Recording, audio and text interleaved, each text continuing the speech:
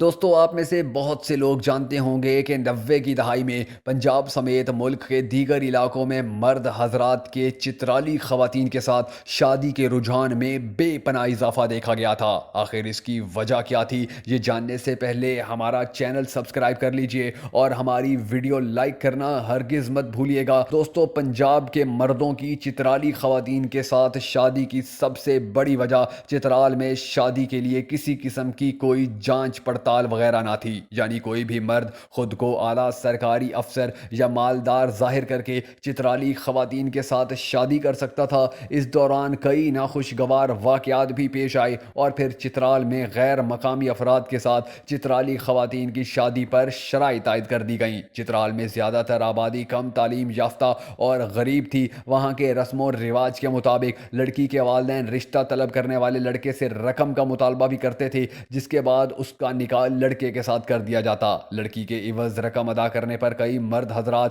اسے اپنی جاگیر تصور کرتے ہوئے اس کے ساتھ بھیڑ بکریوں جیسا سلوک کرتے، جبکہ چترالی خواتین کے ساتھ ان مرد حضرات کی طرف سے بد سلوکی اور تشدد کے واقعات بھی سامنے آئے۔ جبکہ جرائم پیشہ افراد کی جانب سے ایسا بھی کیا گیا کہ رقم کے عوض نکاح کر کے چترالی خواتین کو، کہ جو اپنے حسن و جمال کی وجہ سے دنیا بھر میں مشہور ہیں، ملک کے دیگر علاقوں میں لا کر جنسی کاروبار سے منسلک کر دیا گیا۔ جبکہ کئی مرد حضرات نے شادی کے کچھ عرصے بعد ان خواتین کو طلاق دے دی، جن سے ان کی زندگیاں خراب ہوئیں۔ ایسے واقعات کو دیکھتے ہوئے چترال کی ضلع کونسل میں ایک قرارداد پیش کی گئی، جس کے بعد چترالی خواتین کی غیر مقامی مردوں کے ساتھ شادی کے حوالے سے قانون بنا دیا گیا کہ غیر مقامی افراد چترالی خواتین سے شادی کے لیے اپنے علاقے کے تھانے سے کریکٹر سرٹیفکیٹ کے ساتھ اپنے متعلق معلومات بھی درج کروا کر لائیں گے، اور اسی